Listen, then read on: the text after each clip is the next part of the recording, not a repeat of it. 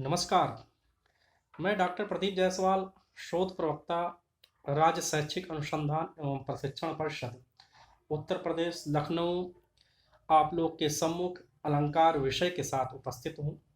आज हम इस वीडियो के माध्यम से जान सकेंगे कि अलंकार किसे कहते हैं एवं यह कितने प्रकार के होते हैं। तो आइए जानते हैं अलंकार किसे कहते हैं। अलंकार मूलतः शोभा बढ़ाने वाला तत्व है, जिसके माध्यम से काव्य की शोभा में वृद्धि होती है या उसमें एक खास किस्म का शब्दगत एवं अर्थगत चमत्कार पैदा होता है। अलंकार का तात्पर्य आभूषण से है। जिस प्रकार आभूषणों के द्वारा शरीर की शोभा में अभिवृद्धि होती है, ठीक उसी प्रकार शब्दगत एवं अर्थगत चमत्कार द्वारा काव्य की शोभा में भी वृद्धि होती है। हम यह जानते हैं, काव्य का सारा कार्य व्यापार शब्द एवं अर्थ पर निर्भर है। विशिष्ट शब्द चमत्कार अथवा अर्थ वैशिष्ट ही कथन के सौंदर्य की अभिवृद्धि करता है। यूं तो हम अपने दैनिक जीवन में भी अलंकार का प्रयोग करते हैं।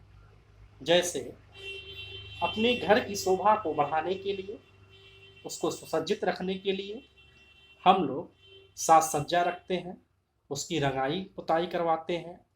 बच्चे भी अपनी कार्य पुस्तिका को सुंदर रखने के लिए रेखा बनाते हैं, फूल पत्ती बनाते हैं, उसमें रंग भरते हैं, उसकी एक डिजाइनिंग करते हैं, जिससे उनकी कार्य पुस्तिका की शोभा में अभिवृद्धि होती है। तो कहने का तात्पर्य यह है कि अलंकार एक ऐसा साधन है जिसके माध्यम से किसी वस्तु, किसी व्यक्ति की सुंदरता में अभिवृद्धि की जाती है। इसी प्रकार अलंकार काव्य का वह तत्व है जो शब्दगत एवं अर्थगत के माध्यम से काव्य की सुंदरता में वृद्धि करता है। तो अलंकार को हम यह कह सकते हैं कि काव्य की शोभा बढ़ाने वाले तत्व को अलंकार कहते हैं। जो अलंकृत करे, जो भूषित करे, जो अलंकरण का कार्य करे, वह अलंकार कहलाता है। यानी अलंकार का कार्य शोभा बढ़ाना है। कवि अलंकारवादी कवि केशवदास जी अलंकार की महत्ता पर प्रकाश डालते हुए ये कहते हैं कि जदप सुजात सुलक्षणी सुवर्ण सरस सुरवित भूषण भिन्न विराजिये कविता वनिता भित्त। कहते हैं कि कविता यानी काव्य, वनिता यानी स्त्री, भित्त यानी दीवार, ये तीनों यद्यपि सुंदर जाति वाली हो, सुंदर लक्षणों वाली हो, सुंदर वर्ण वाली हो, सरस हो, सुवृत्त हो, सुंदर वृत्तियों वाली हो, प्रवृत्तियों वाली हो, लेकिन यदि इनमें आभूषण नहीं है तो ये सुशोभित नहीं होती हैं। कविता का जो आभूषण है वह अलंकार है, वनिता का जो अलंकार है वह आभूषण है, और भित्त का जो अलंकार है वह रंग है। इन तीनों के प्रयोग से कविता का, स्त्री का और दीवार की सुंदरता में वृद्धि होती है। कहा जाता है कि मनुष्य की वाणी भी उसका अलंकार होता है। मनुष्य जो बोलता है उससे उसकी शोभा बढ़ती है। तो यहाँ आइए अब जानते हैं कि अलंकार कितने प्रकार के होते हैं। अलंकार दो प्रकार के होते हैं, शब्द अलंकार, अर्थ अलंकार। जब काव्य की शोभा उसके शब्द से बढ़े तो वहाँ शब्द अलंकार होता है। जब काव्य की शोभा उसके अर्थ पर आधारित हो तो वहाँ अर्थ अलंकार होता है। शब्द अलंकार जैसा हमने बताया, जहाँ शब्द विशेष के प्रयोग के कारण चमत्कार उत्पन्न हो या काव्य की शोभा में वृद्धि हो, वहाँ शब्द अलंकार होता है। शब्द अलंकार के कुल 3 प्रकार हैं। पहला है अनुप्रास शब्द अलंकार, दूसरा है यमक शब्द अलंकार और तीसरा है श्लेष शब्द अलंकार। अब हम अनुक्रम से जो है एक एक को समझेंगे। पहला है अनुप्रास अलंकार। अनुप्रास का जो शाब्दिक अर्थ है वह है आवृत्ति। आवृत्ति का तात्पर्य है बार बार कोई वर्ण जब दो या दो से अधिक बार आए, यानी बार बार उसका उच्चारण हो, वह कविता में बार बार आए, तो वहाँ पे अनुप्रास अलंकार होता है। जैसे एक गीत के माध्यम से पहले समझेंगे। एक गीत है कि चंदा चमके चम चम चाके चौकन्ना चोर, चींटी चाटे चीनी चटोरी चीनी खोर। तो यहाँ हम देख रहे हैं कि चंदा चमके चमचम, चा वर्ण की आवृत्ति बार बार हो रही है, यानी चा वर्ण बार बार आ रहा है। तो जब एक वर्ण दो या दो से अधिक बार आए तो वहां अनुप्रास अलंकार होता है। कारण ये है, अनुप्रास का मतलब आवृत्ति हो रहा है, बार बार एक ही वर्ण दोहराया जा रहा है, तो वहां अनुप्रास अलंकार होता है। उसी गीत में एक पंक्ति और आती है कि पका पेड़ पर पका पपीता, पका पेड़ या पका पपीता। इसमें भी देख रहे हैं कि बड़ा रोचक की जो है उदाहरण है कि पा वर्ण का जो है आवृत्ति, पा वर्ग की आवृत्ति, पा वर्ण की आवृत्ति जो है बार बार हो रही है, तो यहाँ पे भी जो है अनुप्रास अलंकार होगा। काव्य में देखें कि तरन तनुजा टर तमाल तरवर बहु छाए, ता वर्ण की आवृत्ति आप यहाँ देख रहे हैं, ता वर्ण की आवृत्ति यहाँ बार बार हो रही है। यहाँ रघुपति राघव राजा राम पति पतावन सीताराम, यहाँ राव वर्ण की आवृत्ति बार बार हो रही है। तीसरा उदाहरण है, जो खग हो तो बसेरो करो मिली, कालिंदी कूल कदम्ब की डार डारन। यानी जो यहाँ पे कालिंदी और कूल, यानी जो का वर्ण का जो आवृत्ति है वो दो बार हो रही है, तो यहाँ पे कौन सा अलंकार होगा? अनुप्रास अलंकार होगा। यानी जब किसी वर्ण की आवृत्ति दो या दो से अधिक बार हो तो वहाँ अनुप्रास अलंकार होगा। तो इसकी परिभाषा बनेगी, जहाँ पे वर्णों की आवृत्ति हो वहाँ अनुप्रास अलंकार होता है। आवृत्ति का मतलब हुआ बार बार रिपीट होना। दूसरा अलंकार है यमक अलंकार।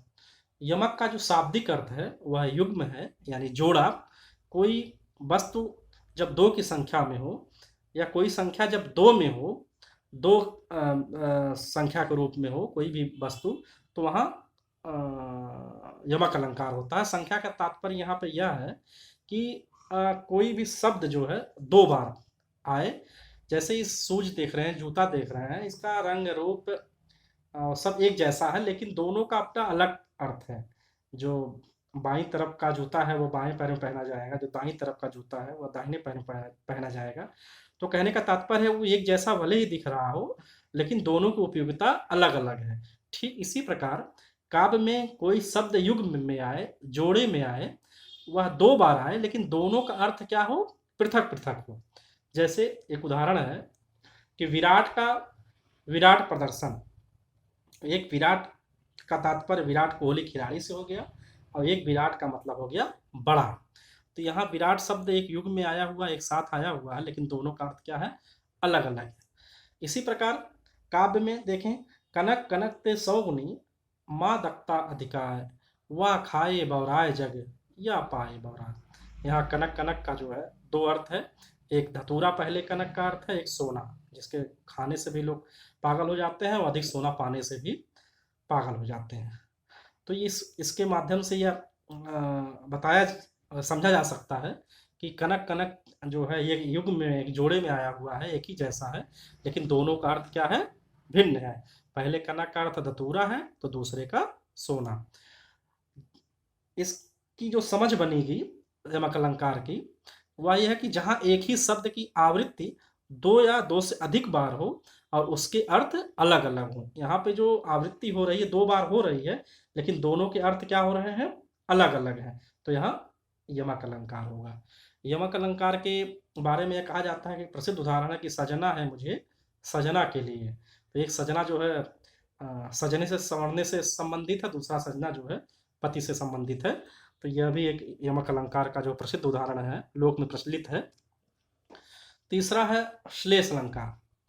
श्लेष शब्द अलंकार। श्लेष का अर्थ होता है चिपका हुआ, यानी इसमें एक शब्द में कई अर्थ, दो या दो से ज्यादा अर्थ जो है वो चिपके हुए होते हैं, तो इसलिए इसे श्लेष अलंकार कहा जाता है। एक उदाहरण के माध्यम से समझेंगे कि रहीमन पानी राखिए, बिन पानी सब सोन, पानी गए न उबरे, मोती मानुष चून। रहीमदास जी कहते हैं कि पानी का क्या महत्व है। तो यहाँ पानी का अर्थ जो है भिन्न भिन्न है। पानी में शब्द तो एक ही बार आया है, लेकिन उसका तीन अर्थ है। पहला जो पानी वो चमक के लिए है, तो उसका जो संबंध बन रहा है वो मोती से है, यानी मोती का चमक चले जाने से जो है उस मोती का कोई अर्थ, कोई मतलब नहीं रह जाता। इसी प्रकार मनुष्य का चरित्र एक बार चले जाने से फिर मनुष्य का महत्व नहीं रह जाता। ठीक इसी प्रकार चूने में से अगर जल निकल जाए, पानी निकल जाए, फिर वो चूना किसी काम का नहीं होता है। तो यहाँ देख रहे हैं कि पानी गए न उभरे, पानी का जो अर्थ है वह तीन है। तो यानी पानी में जो तीन अर्थ चिपके हुए हैं, इसलिए इसका यहाँ पे जो है श्लेष अलंकार होगा। यानी जहाँ एक ही शब्द दो या दो से अधिक अर्थ दें, वहाँ श्लेषा अलंकार होता है। तो हम लोगों ने इस वीडियो के माध्यम से समझा कि अलंकार किसे कहते हैं। अलंकार जो है शोभा बढ़ाने वाला एक तत्व है, एक साधन है। यह दो प्रकार के होते हैं, शब्द अलंकार एवं अर्थ अलंकार। जहाँ काव्य की शोभा उसके शब्द पर निर्भर हो, वहाँ शब्द अलंकार होता है। जहाँ उसके अर्थ पर निर्भर हो, वहाँ अर्थ अलंकार होता है।